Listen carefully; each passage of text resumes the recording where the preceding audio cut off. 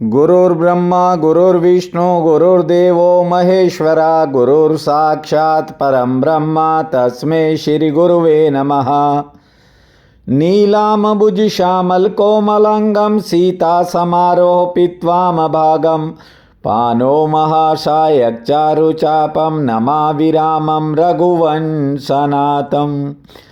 त्वमेव माता च पिता त्वमेव बन्धो च सखा त्वमेव विद्या च द्वरिणं त्वमेव सर्वं मम देव। वासुदेवसुतं देवं कंसं चानुर्मर्दनं देवकी परमानन्दं कृष्ण वन्दे जगद्धाम। प्रिय बंधुओं, देवियों व सज्जनों, यहां कोई किसी को धोखा नहीं देता, ना ही दे सकता है, बल्कि सच्चाई ये है कि इंसान अपने आप को ही धोखे में रखता है, अपने आप को ही व्यक्ति धोखा दे रहा होता है, क्योंकि ये इंसान दुनिया के प्रति तरह तरह की धारणाएं पालता है और स्वयं के बारे में बहुत कम सोचता है। आपको बता दें, हर प्रकार की धारणाएं एक न एक दिन गलत साबित होती हैं, इसलिए सही और गलत का कोई सवाल ही नहीं है। पाप और पुण्य का भी धर्म से लेना देना नहीं है। धर्म का मौलिक संबंध तो जीवन के निखार से है। जीवन में हर दिन एक नया निखार आना चाहिए। जीवन में निखार आने से ही जीवन उत्सव बनता है और प्रत्येक उत्सव का अपना एक अलग रस होता है। यहां लोग धर्मों की दुकानें खोलकर बैठे हैं, सब अपने अपने पर्चे और इश्तिहार बांट रहे हैं। साधारण व्यक्ति, आम भोला भाला इंसान इस दुविधा में रहता है कि कौन सही है और कौन गलत है। सत्य ये है कि ये दुकानें ही गलत हैं, लेकिन व्यक्ति क्या करे? अनेक इच्छाएं, सैकड़ों आशाएं, हजारों उम्मीदें इंसान पाल कर बैठा है। मन कहता है कि एक बार इसे भी आजमा कर देख लो, लेकिन आपको बता दूं, 3 महीने से ज्यादा समय बीत गया है। आप श्रीमद् भागवत कथा का अमृत रस पान कर रहे हो। ये ज्ञान गंगा है। यदि एक शब्द भी जीवन में परिवर्तन कर गया तो जिंदगी की दशा को बदल कर रख देगा। जीवन की दिशा ही बदल जाएगी। आपको आपके भीतर ही कुछ नया अनुभव जरूर होगा। आप अब तक मधुर लीलाएं भगवान श्री कृष्ण की सुन रहे थे। भगवान के 24 अवतारों के बारे में भी आपने विस्तार से सुना। अब आने वाले दिनों में आप इन लीलाओं का सार सुनोगे। भागवत कथा में वर्णित ज्ञान और उपदेश आप सुनते रहो। जानते हो, आपके भीतर का बीज एक दिन अपने आप अंकुरित होगा, फिर फलने फूलने लगेगा और एक समय ऐसा आएगा वो वृक्ष भी बनेगा। बस थोड़ा सचेत रहने की जरूरत है। अभी तक तो तुम्हें ये ही नहीं पता कि आप जन्मों जन्मों से किसी और को नहीं बल्कि अपने आप को ही खोज रहे हो। जिस गोविंद की खोज आपने दौड़ दौड़ कर की, वह तो आपके भीतर ही छिपा है। कथा कहती है, दौड़ भले ही किसी भी चीज की हो, होती वह माया का ही हिस्सा है और रुक जाना ब्रह्म है, परम ब्रह्म है, पार ब्रह्म है। रुको, थोड़ा ठहरो। ठहरे और उसे पा लिया। साल में 12 महीने होते हैं।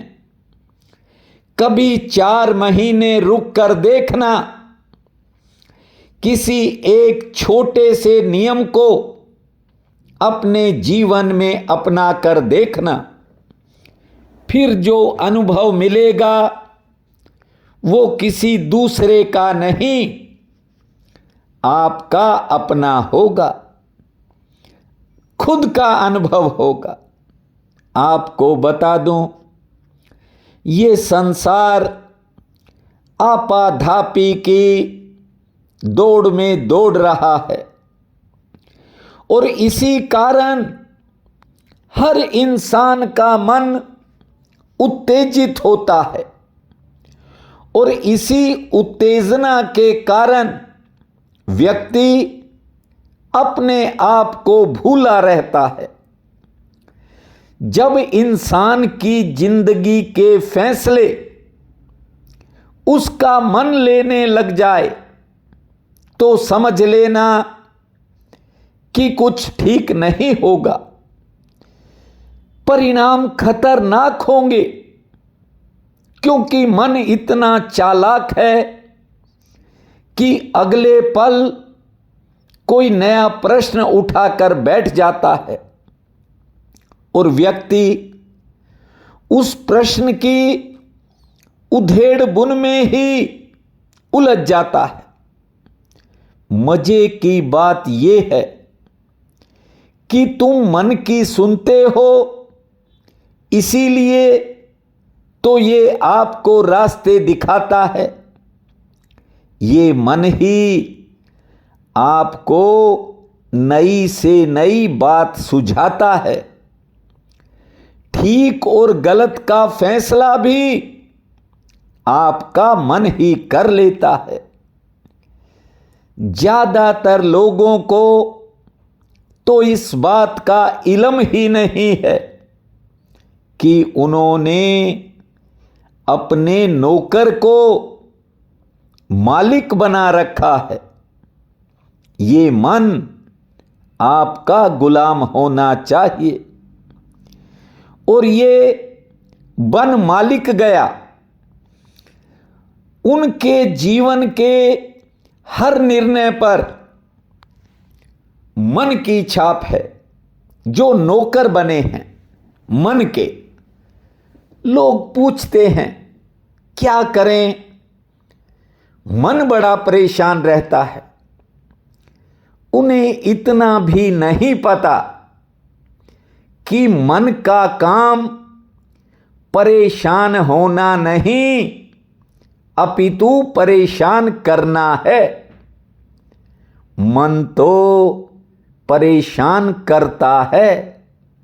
बस ये छोटी सी बात समझ में आनी चाहिए। करीब 25 साल पहले एक बच्ची ने कहा कि मेरे दोस्त ने मुझे धोखा दे दिया। दिन रात मेरा मन बड़ा परेशान रहता है। मैंने उससे कहा, अच्छा हुआ, यदि शादी हो जाती तो काम और ज्यादा खतरनाक था। अभी तो शादी नहीं हुई, परमात्मा को धन्यवाद दे, नहीं तो ये तेरा मन ही तुझे पूरी जिंदगी परेशान रखता। ये मन ही ऐसे फैसले ले जाता है कि आदमी को जिंदगी बोझ लगने लगती है। वो बच्ची थोड़ी भोली भाली थी, कहने लगी कि आपने जो बात कही उसके बारे में तो मैंने कभी सोचा ही नहीं। ये मन है, आज जिसे परमात्मा मानता है कल उसे शैतान भी बता देगा। आज के बाद अपने मन को कह देना कि हर फैसला लेने का अधिकार मेरा है, तेरा काम है मेरा साथ दे, बस इतना काफी है। मन को दबाना नहीं है, दमन नहीं करना, और ना ही ये दबता है।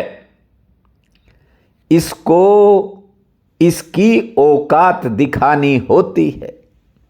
फिर देखना आपके भीतर का मालिक अचानक से उठकर बैठ जाएगा। उसके बाद भीतर बैठा ठाकुर आपको जो भी रास्ता दिखाएगा वो रास्ता ही आपको आपकी मंजिल तक ले जाएगा। एक दिन नहीं, हर दिन आपको दिवाली नजर आएगा।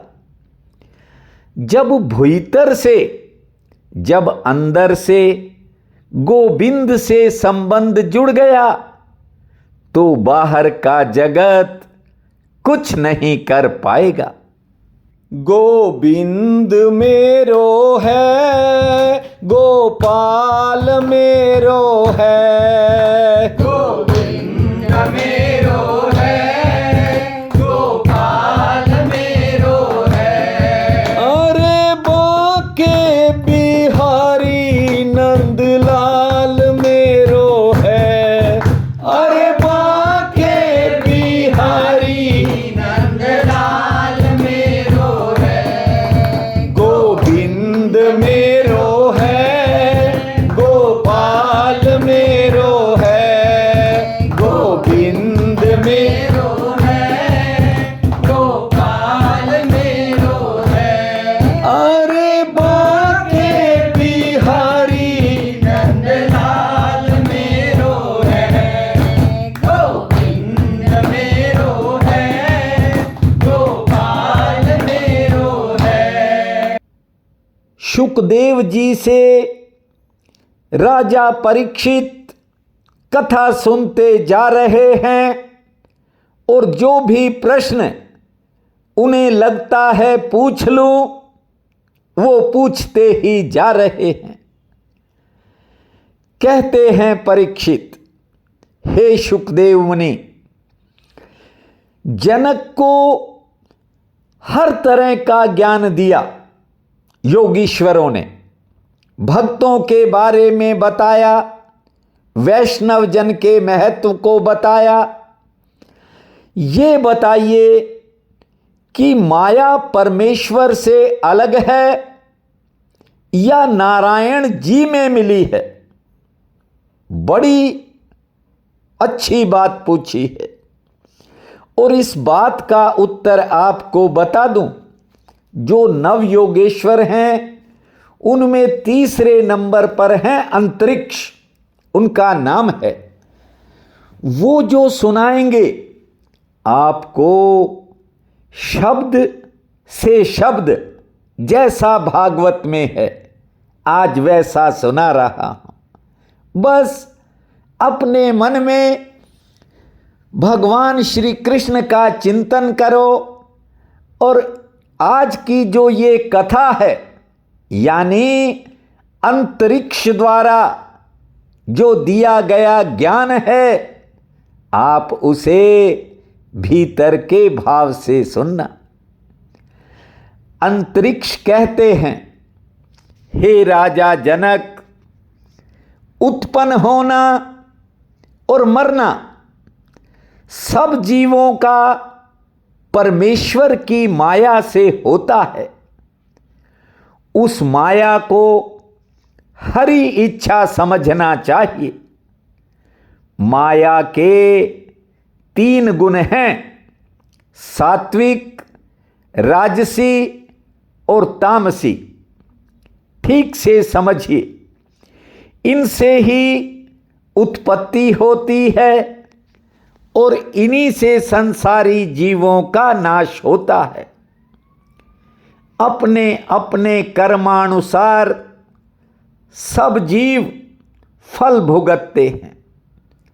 संसारी मनुष्य माया के वश होकर सदा काम, क्रोध, लोभ में फंसा रहता है।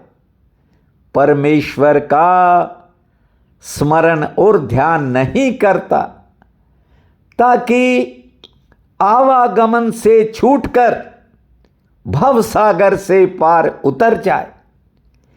नारायण जी की दया और उनकी कृपा के बिना कोई मनुष्य माया रूपी जाल से छूट नहीं पाता। जब आदि पुरुष भूमा भगवान को महाप्रलय होने के उपरांत फिर संसार रचने की इच्छा होती है, ध्यान दीजिए, जब आदि पुरुष को एक बार फिर संसार बनाने की, सृष्टि की रचना की जब इच्छा होती है, तब वे माया की ओर आंख उठाकर देखते हैं। उसी समय माया से प्रकट होकर सब जगत को वे उत्पन्न करते हैं। जब त्रिभुवनपति संसार का नाश करना चाहते हैं, तब उनकी इच्छा अनुसार महाप्रलय में पानी बरसता है। ज्ञानी मनुष्य जगत का उत्पन्न व नाश माया रूपी खिलौना समझकर 8 प्रहर अपने भव सागर से पार उतरने का उपाय करता रहे।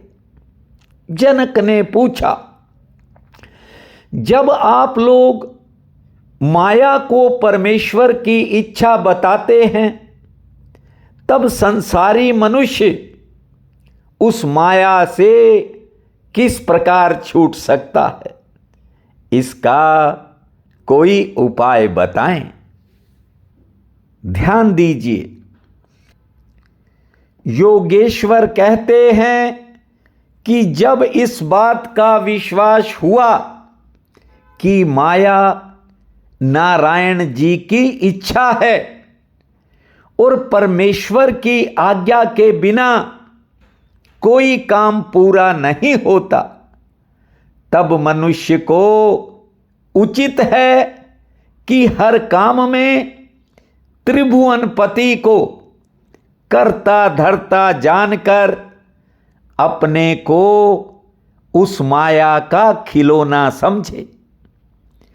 जो कर्म आरंभ करे उसे परमेश्वर की इच्छा पर छोड़कर मन में ये विश्वास रखे कि वैकुंठनाथ चाहेंगे तो ये काम पूरा होगा।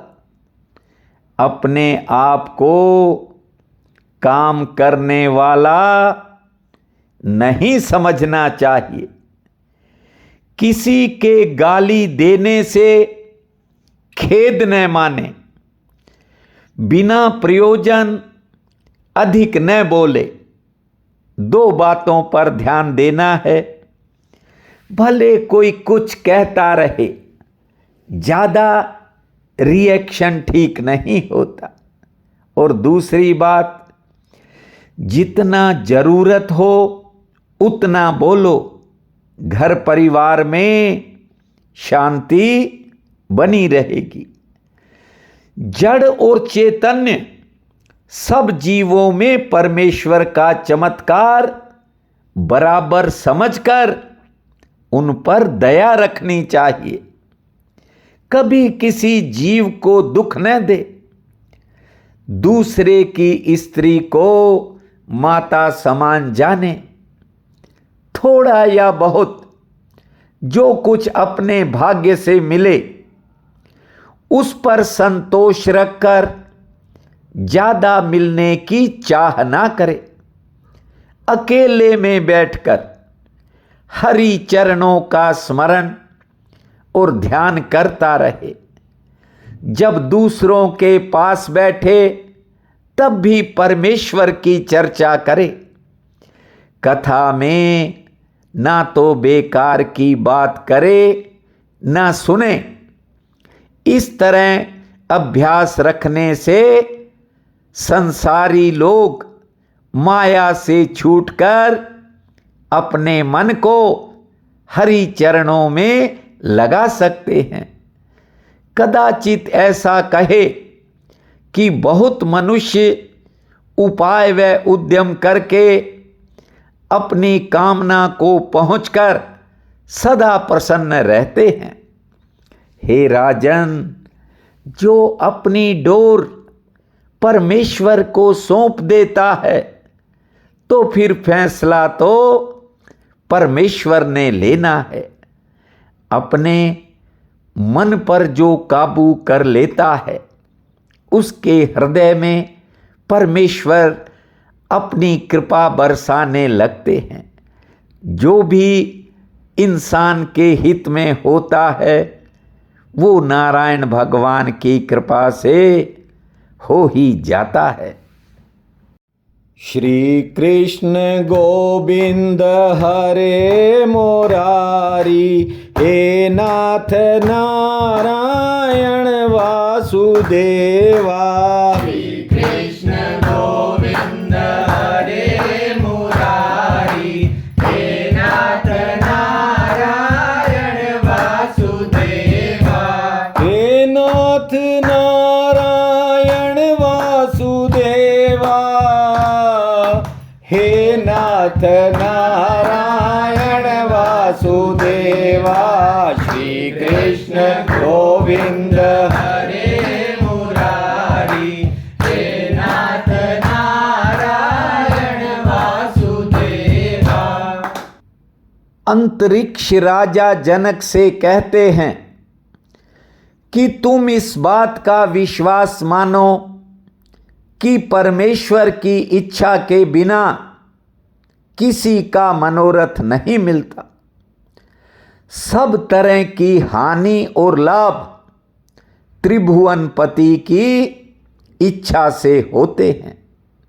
देखो, संसार में जो उत्पन्न हुए हैं एक दिन वे अवश्य जाएंगे। मरते समय कोई उनसे यह बात नहीं कहेगा कि तुम स्त्री, पुत्र, धन, संपत्ति, हाथी, घोड़े आदि का नाम लो। कोई नहीं कहता।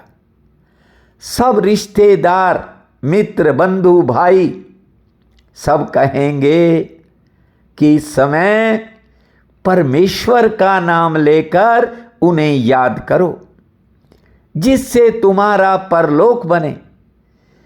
फिर पहले से उस परमेश्वर को जीव क्यों नहीं याद करता, जिससे अंत समय काम रहता है, दूसरा कोई सहारा नहीं कर सकता, सहायता नहीं कर सकता। कदाचित तुम ऐसा कहो कि अब संसारिक सुख उठा लिए और मरते समय परमेश्वर को याद कर लेंगे। सो तुम विश्वास करके जानो कि जब तुम्हारा मन पहले से स्त्री पुत्र धन में लगा रहेगा, तो मरते समय परमेश्वर में मन का लगना बहुत कठिन है। मनुष्य का तन पाकर उसके स्मरण में अपना ध्यान लगाना चाहिए, जो अंत समय काम आवे। जिस तरह द्रव्य गाड़ कर रखने से आठों प्रहर उस जगह का ध्यान मन में बना रहता है। देखिए, चोर के डर से व्यक्ति के पास जो भी द्रव्य, धन, आभूषण कुछ भी हो तो वो कहीं छिपा कर रख देता है। जानते हो, उस जगह का ध्यान मन में बना ही रहता है।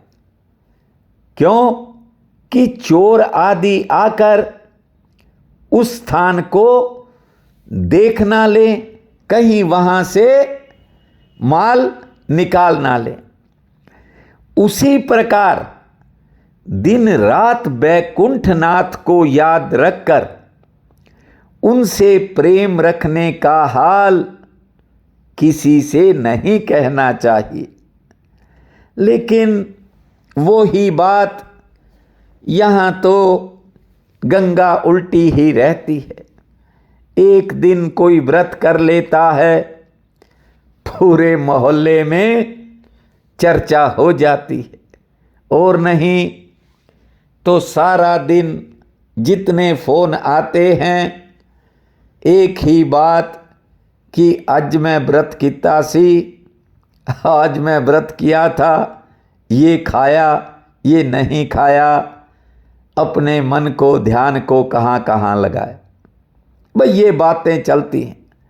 पहले गली मोहल्ले में बैठकर होती थी, अब मोबाइल फोन पर होती। बैकुंठनाथ का जो प्रेम है, परमात्मा के निमित्त जो कार्य हैं, उनका स्मरण है, उन्हें ऐसे गुप्त रखो जैसे धन को छिपाकर उस जगह का आप किसी को नहीं बताते। देखिए, अंतरिक्ष राजा जनक को ज्ञान दे रहे हैं। ये छोटी छोटी बातें आपके जीवन में बड़ा परिवर्तन कर सकती हैं।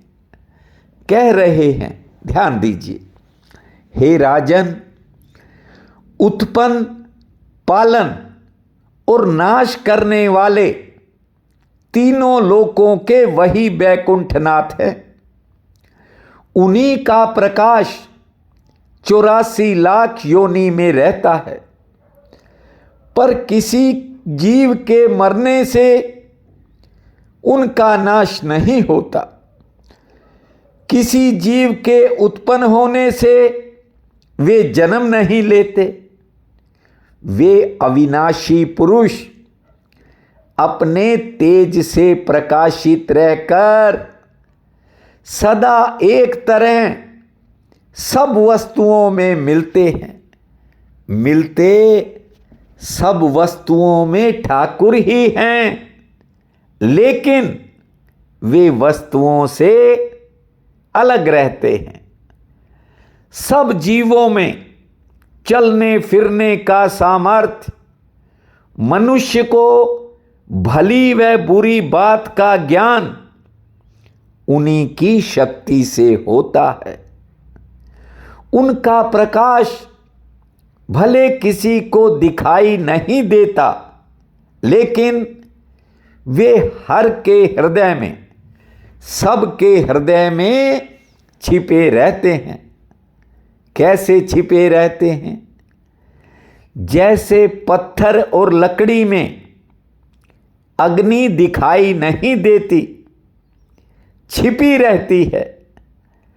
दिखाई तो नहीं देती ना तो पत्थर में और ना लकड़ी में। हाँ, कोई उपाय करे तो फिर निकल जाती है। पत्थर से भी निकलती है और लकड़ी में से भी निकलती है। वैसे ही ज्ञान की राह उनकी शक्ति को भी अपने शरीर में देखना चाहिए। बड़ा अच्छा उदाहरण दिया है।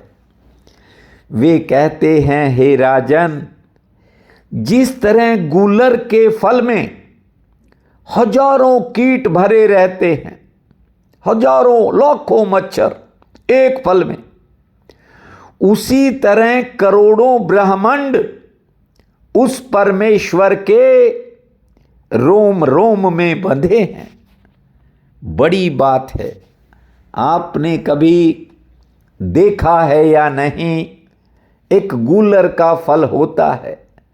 जब उसको काटते या तोड़ते हैं, जानते हो, इतने जीव निकलते हैं कि इंसान की कल्पना से बाहर हो जाते हैं। देखिए, भीतर बंद थे, सब में जान थी।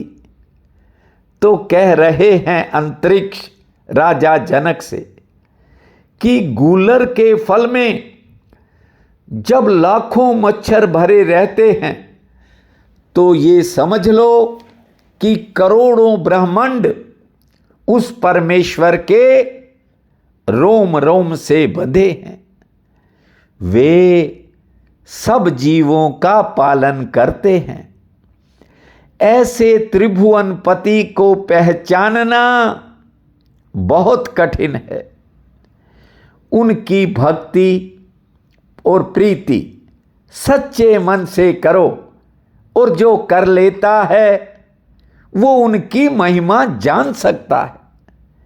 मनुष्य की दशा 4 तरह की होती है, ये भी अब आप ध्यान से समझ लीजिए, क्योंकि आज शब्द से शब्द सुना रहा हूं। वे महात्मा कहते थे कि अंतरिक्ष जो योगेश्वर हैं, उनका ज्ञान जब कभी किसी को सुनाना, तो शब्द से शब्द, कहीं बीच में कोई अपनी बात मत कहना। ध्यान दीजिए, मनुष्य की दशा 4 तरह की होती है: जागृत, स्वप्न, सुषुप्ति और तुरीया। जागृत जागने को, स्वप्न नींद को कहते हैं। सुषुप्ति उसे समझना चाहिए जिस तरह किसी समय मनुष्य नींद से उठकर कहता है कि हम ऐसा सोए कि नींद में अचेत होकर सोते रहे, इसे सुषुप्ति कहते हैं। और तुरीया उसको कहते हैं जैसे कोई परमेश्वर के ध्यान में लीन होकर बैठा रहे और अपने तन और तन पर जो वस्त्र है उनकी भी सुधि ना हो। चारों अवस्था में परमेश्वर का प्रकाश शरीर में रहता है। उन्हीं की शक्ति से ये जो सब शुभ और अशुभ कर्म जीव करता है। ये बात इस तरह समझनी चाहिए कि जब परमेश्वर अपना चमत्कार